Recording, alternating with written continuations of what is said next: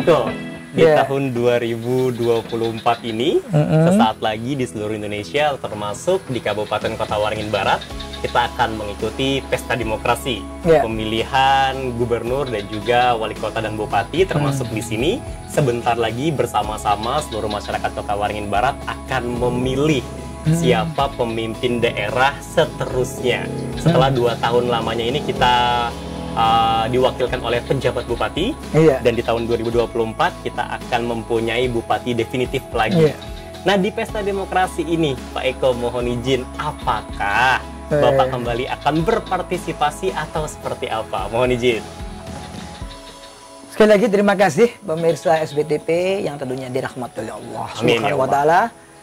Jadi kontestasi politik untuk pilkada serentak sesuai dengan kalender politik yang dicanangkan secara nasional nanti akan terjadi di bulan November tahun 2024 dengan tahapan-tahapan yang tentunya dimulai saat ini. Betul, Pak.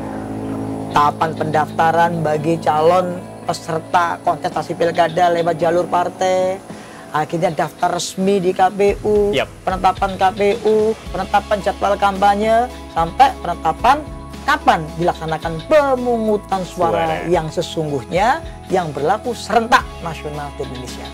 Artinya, saya dulu pernah di 2017 maju juga. Iya, Pak. Mau juga. Waktu itu demokrasi di level provinsi, artinya dikenal dengan pilkada gubernur maupun pilkada kabupaten, wali kota, boleh dari calon independen. Ketika untuk jalur partai memang betul-betul bisa tertutup. Saya waktu itu memilih opsi jalur independen bersama peserta calon-calon atau bakal calon bupati yang lainnya. Ya, lagi-lagi Allah belum menakdirkan. Yang pertama saya dengan Pak Sugian nyatanya menang secara aklamasi, menang sesuai dengan keputusan KPU, rapat KPU kabupaten provinsi, tapi ada sesuatu yang menghalangi kita didiskualifikasi, walaupun alasan itu betul-betul tidak sangat beralasan karena putusan MK yang final and binding waktu itu sehingga menyulitkan bagi saya dan Pak Sugian waktu itu. Tapi itu hikmahnya luar biasa. Saya katakan tadi bahkan itu bisa pengaruh terhadap peraturan-peraturan MK untuk sengketa-sengketa PHPU. Perselisihan hasil pemilihan umum untuk masa-masa yang akan datang dan saat ini. Betul. Nah, untuk di kontestasi 2024, saya katakan, yang namanya kita pejuang, berjuang, kalau kita punya niatan yang tulus, itu tidak boleh kecil hati. Memang tidak boleh capek. Betul, Pak. Kita kasih contoh anak muda, sesuatu berhasil, itu bangkit dari ketidakberhasilan. Bangkit dari keterpurukan, sehingga segala sesuatu perjuangan itu tidak ada yang sia-sia. Iya, betul, Pak. Iya, orang boleh punya masa lalu, tapi harapan, tantangan harus tetap kita kejar. Betul. Kata pepatah Bung Karno tadi, gantungkan cita-citamu setinggi langit. Betul. Itu betul-betul pepatah yang bisa menyemangati kita semuanya. Artinya, suatu contoh aja kejadian yang baru saja kita alami dan itu menjadikan suatu pembelajaran buat generasi muda. Pak Prabowo itu 4 kali kontestasi loh. Yang keempat ini baru tercapai. Betul. Jadi tidak mengenal muda ini sudah tua, kenapa sih kok tidak begitu. Tidak begitu. Berjuang ada klaster-klasternya. Artinya semangat untuk membangun bangsa ini tidak dilihat dari faktor usia. Iya, Pak. Kalau pegawai negeri TNI Polri ada batas usia, tapi mendarma baktikan untuk kepentingan bangsa, negara, daerah itu tidak ada batas waktu. Sama dengan kita beribadah pada Allah. Betul, Pak. Nggak ada batas usia sepanjang kita masih mampu, wajib hukumnya kita untuk sholat. Sholat, karena sholat tiang agama. Tidak boleh sedetik pun kita meninggalkan untuk tidak menyembah Allah. Dalam kondisi sakit pun wajib. Ya jika begitu, sebagai pejuang kita tidak boleh lelah. Ini suatu memang inspirasi Mahathir Muhammad. Jadi Perdana Menteri kepilih lagi di usia 90 tahun loh. Betul, Pak. Iya. Itu luar biasa. Berarti rakyat Malaysia tidak ada masih nggak ada batasnya ya, untuk Dharma Baktikan. Saya katakan kalau jadi pegawai negeri ada batasannya pensiunnya, regenerasi. Tapi kalau pejuang politik nggak ada batasannya. Pak Prabowo ketika pasangan wakilnya Bu Mega kalah, fight lagi, fight lagi. Ketika berpasangan dengan Pak Prabowo Hatta, saya kader PAN, saya ketua tim pemenangannya Kabupaten Kobar, walaupun kalah, ikut lagi Pak Prabowo, pasangan Prabowo Sandi, belum ditakdirkan Allah 2 kali calon presiden, Pak. 1 kali cawapres.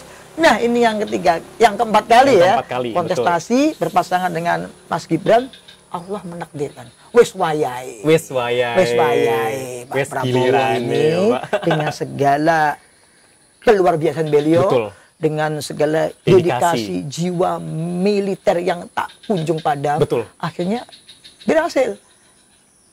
Biarlah masyarakat di luar sana mengatakan, wah ini sudah sekian kali, tapi fakta-fakta menunjukkan kegagalan itu merupakan cambuk utama untuk merepresentasi yang lebih baik.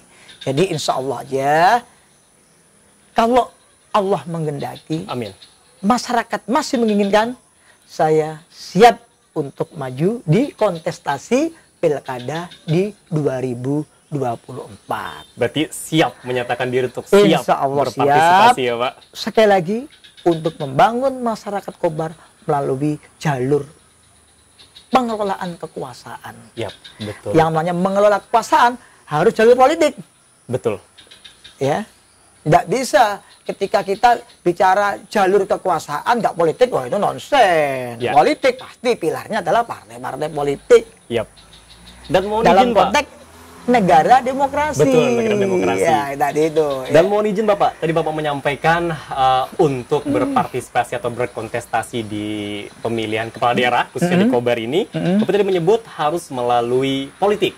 Dan itu pastinya harus juga terlibat dalam partai politik. Dan mohon izin Bapak, dari informasi yang sudah tim kita coba riset di lapangan, dan mohon koreksi jika memang salah, informasi kita dapat bahwasannya Bapak bersama tim telah melakukan konsolidasi bersama beberapa partai, di antaranya PKB, Gerindra, PDIP, dan yang lainnya. Benar Bapak? Mohon izin. Benar sekali. Jadi betul, kali ini saya mendaftarkan mendaftarkan diri melalui jalur partai. Tentunya dengan berbagai syarat baku masing-masing partai telah saya lalui. Artinya saya mendaftar di Partai Demokrat melalui Demokrat cabang Kota Waringin Barat. Saya mendaftar di Partai Kebangkitan Bangsa melalui cabang Kota Waringin Barat. Saya daftar juga di Partai Nasdem, saya daftar di Gerindra, saya daftar di PDIP. Juga saya mendaftar di partai saya sendiri, Partai Amanat Nasional. Artinya ketika berkas sudah saya kembalikan sebagai syarat utama pendaftaran bakal calon kepala daerah, itu sudah penuhi. Keputusan selanjutnya tentunya tahapannya saya telah mengikuti interview, saya telah mengikuti fit and proper test yang diadakan oleh masing-masing partai di level provinsi. Nah, rekomendasi siapa yang layak tentunya kita serahkan pada mekanisme yang berlaku di jajaran partai, yaitu di tingkat DPP, di kepengurusan pusat masing-masing partai. Nah, artinya mudah-mudahan apa yang menjadi ide-ide gagasan saya dalam interview di level provinsi itu menjadi pertimbangan utama untuk lahirnya rekomendasi dari partai mana yang telah saya daftar. Itu Mas. Jadi betul adanya. Betul adanya. Saya daftar lewat jalur partai sebagaimana yang Mas Tony sebutkan tadi. Nah, visi dan misi apa Pak yang akan coba Bapak bawakan untuk Kota Waringin Barat selama 5 tahun ke depan? Memang dalam berpolitik, dalam kita berjuang, jangan pernah kata lelah. Betul Pak. Karena jadinya kita berbuat baik itu tanpa mengenal lelah. Memang saya berbuat baik tidak saja lewat jalur kontestasi politik atau memegang kekuasaan. Tetapi nilai plus dan amaliyah tertinggi dari penilaian Allah ketika kita bisa amanah memegang kendali kekuasaan, itu pahalanya luar biasa. Betul Pak. Ya, luar biasa. Terus dengan demikian, tentunya seorang kepala daerah atau bakal calon kepala daerah atau calon kepala daerah, tentunya dia harus punya visi misi ke depan, harus mampu mengindra dengan panca indera yang melekat dalam diri seseorang pemimpin ini. Mau dikemanakan sih masyarakat Kobar ini dengan kondisi saat ini yang betul-betul sudah menjadi daerah yang sangat terbuka dengan keanekaragamannya, kebinekaannya yang kita kenal dengan slogan apa ya, pluralistik tadi. Nah, tentunya visi itu kan cara pandang ke depan ya. Dengan makin terbukanya akses Kobar, sehingga suka nggak suka Kobar saat ini Kota Waringin Barat menjadi daerah yang terbuka. Terbuka untuk jalur apapun. Jalur budaya, jalur ekonomi bisnis, jalur pendidikan, apapun. Bahkan boleh kita katakan Kobar ini untuk beberapa bidang itu menjadi trendsetter di Kalimantan Tengah, Bapak. Seperti halnya kalau kita berbicara tentang kepariwisataan, Kobar itu menjadi salah satu trendsetter di Kalimantan Tengah dan menghasilkan banyak kunjungan turis ke Kalimantan Tengah. Jadi memang Kobar ini punya banyak modal sebenarnya, Bapak. Dan yang Bapak lihat seperti apa? Ya, jadi saya katakan ya, visi seorang calon kepala daerah harus mampu mereduksi apa yang menjadi kehendak masyarakat Kobar. Artinya kita harus mampu menerjemahkan. Oh ini loh, visi Kobar ini saat ini, Kobar ini bukan ecek-ecek lagi. Itu sudah daerah terbuka sekali. Bahkan banyak yang melihat penerbangan luar biasa. Penerbangan bahkan sangat mudah sekali. Luar biasa dengan Pak senior kita, pengusaha-pengusaha besar di Kobar ini mampu memperjuangkan hadirnya beberapa maskapai di Kota Waringin Barat ini. Betul-betul destinasi Kobar ini tidak lagi menjadi destinasi bisnis, tetapi saat ini dan sudah dikenal dari sekian tahun ke belakang, destinasi wisata yang perlu ditingkatkan. Saat ini memang destinasi wisata yang sangat-sangat populer. Tidak saja di kancah nasional ya, tetapi di kancah internasional. Destinasi wisata kunjungan di Taman Nasional Tanjung Puting. Siapa yang tidak kenal itu? Itu menjadi brand yang mahal untuk wisatawan mancanegara. Tetapi lebih jauh lagi, saya punya keinginan, punya image ya, image bangun. Nantinya wisata-wisata ini gimana tidak saja mengenal satu produk kunjungan Taman Nasional, tetapi juga kita bangun spot-spot wisata lokal ya, yang juga mampu mendongkrak penghasilan masyarakat lokal. Dengan hadirnya para pelaku-pelaku wisata ini dari asing ini, tidak saja mereka bisa domisili sehingga hanya apa ya, meningkatkan per kapita income spot daerah tertentu aja, tapi kita kembangkan. Ayo coba kalau bisa ini kita ajak ke wisata lokal yang juga mampu meningkatkan mendongkrak PAD dari sektor wisata. Tentunya hal itu juga dibarengi dengan satu, APBD yang berkecukupan untuk membangun spot wisata yang bisa dijadikan andalan pendapatan asli daerah nantinya. Misalkan saja saat ini sudah ada ya, tiap-tiap desa melalui alokasi dana desanya ini membangun spot-spot wisata desa ya. Pasti, ini saya sudah melihat keliling-keliling di masing-masing desa punya wisata-wisata unggulan. Pak. Nah, tetapi tentunya yang belum ada ini wisata budaya yang dibarengi oleh atraksi-atraksi budaya lokal. Misalkan turis asing setelah dari Tanjung Puting, kalau misalkan dia ingin melihat situs sejarah ya, situs sejarah satu-satunya Kalimantan Tengah yang ada situs sejarahnya yang diakui nasional adalah peninggalan Kesultanan Kota Waringin. Yang nyatanya tidak hanya apa ya istilahnya ya, kayak marketnya, tapi kenyataannya ada Istana Nursari di Kota Wali Lama, Istana Mangubumi, Istana Kuning. Itu bukannya replika loh ya. Kalau replika kan kecil aja. Ini dalam konteksnya bener -bener ada bukti sejarah ya, peninggalan. Dan peninggalannya betul-betul itu diakui nasional bahwa sultannya ada juga. Betul. Artinya ketika paket wisata mancanegara yang sudah terfokuskan itu, bagaimana bisanya ini berada nanti itu bisa menarik menjadi kunjungan destinasi lokal yang ada di Kobar ini. Diajak wisata ke Istana Kuning. Di situ juga begitu penyambutannya diadakan tarian-tarian pesisir, tarian-tariannya kesenian adat Melayu. Saya melihat ini karena saya juga merupakan pelaku seni juga. Saya katakan di awal tadi ya, saya sebagai guru tari dan saya paham bagaimana tari Melayu, tarian pesisir ya. Dan ini relate Pak berdasarkan memang data di tahun juga. 2023 Bapak mohon izin itu untuk kunjungan wisata ke Kabupaten Kota Waringin Barat itu sebanyak 23.000 wisatawan. Dan itu didominasi sebanyak 17.000 wisatawan mancanegara. Kita masih sangat minim kunjungan wisatawan lokal atau Nusantara Bapak. Dan itu yang untuk sejauh ini wisata masih berfokus di Tanjung Puting. Di perkotaan belum Bapak. Mohon izin barangkali memang nantinya akan ada kebijakan-kebijakan daerah untuk membuat bagaimana caranya orang ke Kota Waringin Barat ini tidak hanya berkunjung ke Tanjung Puting, tetapi juga mengunjungi beberapa destinasi lainnya di Kota Waringin Barat. Jadi ini luar biasa Mas Tony. Memang potensi yang luar biasa. Semua tereduksi menjadi fokus di Taman Nasional Tanjung Puting karena brand image wisatawan mancanegara taunya hanya Taman Nasional Tanjung Puting. Itu pun pengelolaannya itu bagi hasil ya antara Pemkab dengan balai Taman Nasional yang dikelola oleh Kementerian Kehutanan Lingkungan Hidup gitu ya. Nah, kita harus mampu.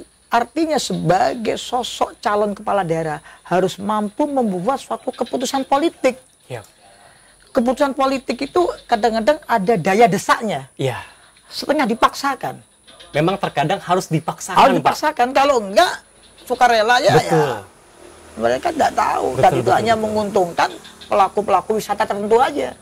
Tapi bagaimana pariwisata yang di dalamnya ada pelaku-pelaku wisata ini dapat semuanya teraliri, teraliri oleh enaknya dampak dan positif, dampaknya keuangan yang bersiklus tadi. Nah, mau nggak mau, suka nggak suka, ada keberanian dari calon kepala daerah itu untuk membuat keputusan politik yang sifatnya ada daya desak, ada daya paksanya, untuk juga habis dari sana bagaimana upaya pelaku wisata melalui Dinas Pariwisata daerah ini bisa memasukkan, ada sedikit memaksa untuk berjalan-jalan di wisata lokal. Tentunya harus dibarengi dengan sesuatu pertunjukan yang mempunyai nilai wisata juga.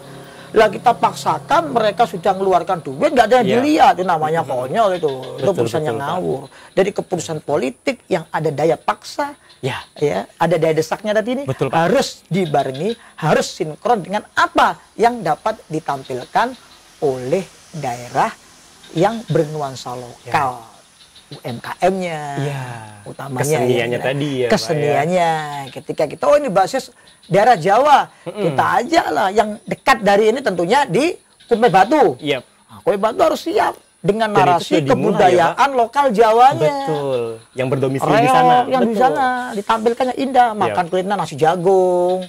Nasi ada kan, nasi jagung, nasi tiwul, ada. Terus kalau di sini UMKM-nya diarahkan pada makanan-makanan tradisional kayak coto Manggala, wade ilat sapi, lidah sapi, dan banyak sebetulnya. Nah, mohon izin harapan kita semua itu Bapak.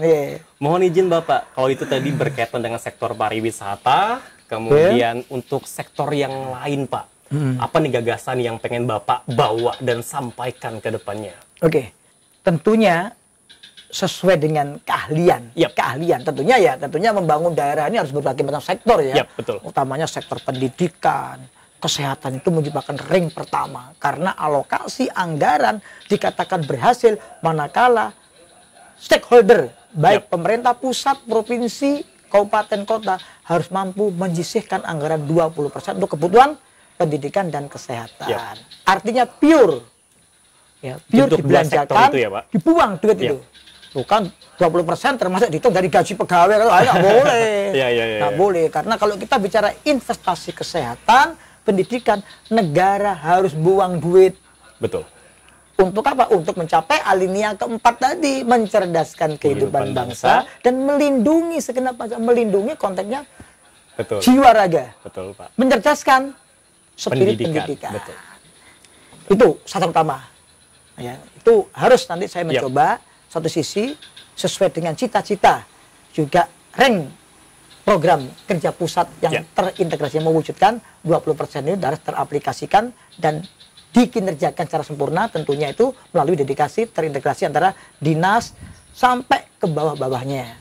Ya, pembangunan sarana prasarana kesehatan yang betul-betul dapat melayani segenap masyarakat, dan betul-betul masyarakat juga merasa terayomi dan terlindungi adanya program-program pendidikan dan program kesehatan. Itu pastilah, tentunya kita tidak boleh ngawur juga, harus berintegrasi dengan program-program yang ada di pusat maupun di provinsi. Dan juga supaya ada daya minat tertarik untuk investasi, tentunya kita harus mampu juga menjembatani segala persoalan yang menyangkut sengketa-sengketa kepemilikan. Itu betul-betul rawan.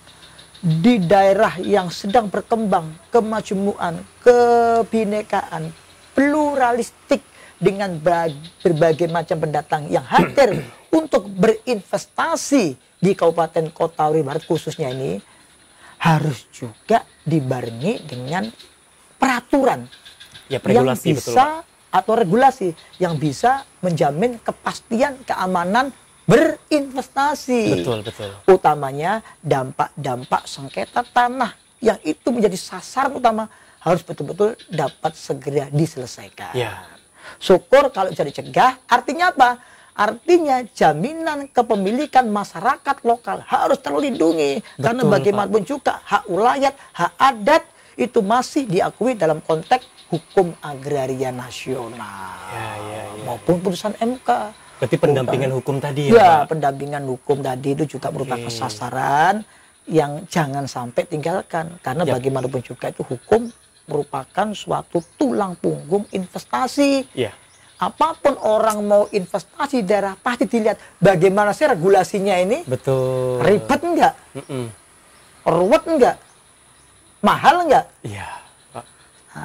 Jadi bagaimana orang berkecil hati duluan, Pak. Bagaimana hukum memberi perlindungan pada masyarakat atau calon investor yang mau berinvestasi di daerah. Makanya kan pemerintah pusat menerbitkan paket yang namanya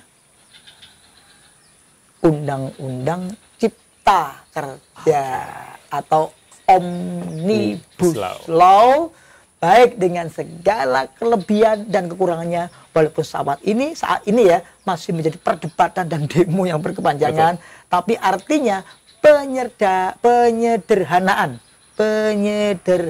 paket investasi dan peluang kerja dimodifikasi jadi satu undang-undang yang mengatur sekian banyak implementasi pekerjaan-pekerjaan yang lainnya. Itu harus bisa diturunkan menjadi paket investasi yang menyenangkan di daerah Kabupaten Kota Waringin Barat. Itu, Mas. Jadi masyarakat sekitar atau masyarakat lokal itu tidak takut kalah bersaing ya, Pak, dengan investor dari luar karena memang mereka sudah dilindungi nih sama hukum. Oke, luar biasa. Berarti selain dari sektor pariwisata tadi, yang penting ini gini loh, bagaimana calon kepala daerah itu mampu mengangkat filosofis. Hei, para investor yang berinvestasi, ini regulasinya. Betul. Tapi bagaimanapun juga Anda harus punya filosofis. Apa yang dimakan? Di mana bumi dipijak, di situ kita wajib untuk menjunjung langit. Betul, Pak. Betul. Artinya apapun, sefrontal apapun Anda investasi, harus tetap melihat kearifan lokal daerah. Karena itu juga mendapat perlindungan. Betul. Tidak boleh masyarakat lokal ini terdampak negatif akibat investasi yang ugal-ugalan, sehingga mengakibatkan minder Nah, jiwa minder ini menjadi tugas para calon kepala daerah untuk menstimulasi agar mereka juga tidak boleh minder, tidak boleh merasa rendah hati di daerah tanah kelahiran sendiri. Di dosa bagi calon kepala daerah siapapun yang memegang. Daerah, gitu Mas. Oke Pak, luar biasa. Tadi Bapak sudah menyampaikan terkait dengan apa yang Bapak ingin lakukan atau ingin rubah terkait dengan sektor pariwisata, kemudian dari sektor hukum juga. Lantas kalau dari sisi kepemudaan Pak, seperti yang kita bahas di awal tadi, pemuda itu Pak semangatnya menggebu-gebu, naik turun. Bahkan pemuda juga punya kecenderungan buat kalau misalkan mereka ada obstacle atau rintangan ketika mereka berjuang, itu tiba-tiba patah semangat. Nah terkait dengan kepemudaan Pak, apa yang ingin Bapak lakukan untuk kepemudaan ke depannya?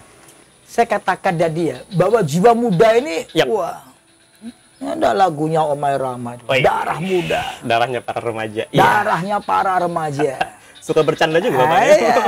Darah muda, darahnya para remaja. Pada level pemuda remaja, itu di usia-usia 20-30, itu jiwa frontal, jiwa ngebu-ngebunya untuk mencapai sesuatu sangat tinggi sekali.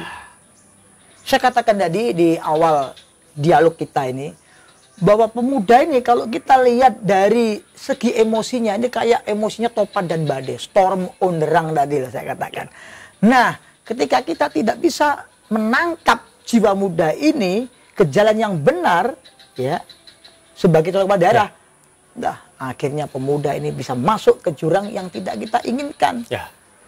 Jadi positif negatif sekarang ini, kebaikan keburukan sama-sama berpacu. Ya, kejahatan kebaikan ini sama-sama berpacu, menggeliati segmen segala umur, utamanya pemuda.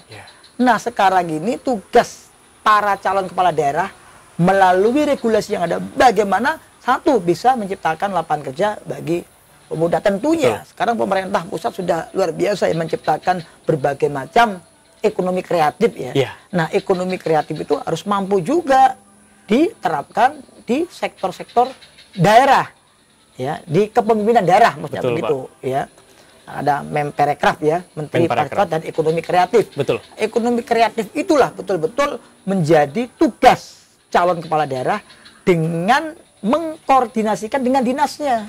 Dinasnya ada aja, Dinas Pemuda dan Olahraga. Nah, tentunya tidak boleh hanya slogan dan semboyan aja, tapi dibarengi oleh pemanfaatan alokasi dana ke pemuda yang tepat sasarannya.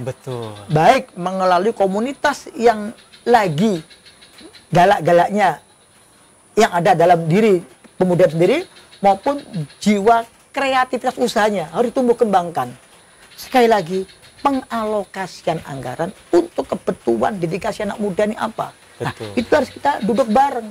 Kita ajak diskusi anak-anak muda, para remaja, dinas-dinas terkait, dan pengusaha.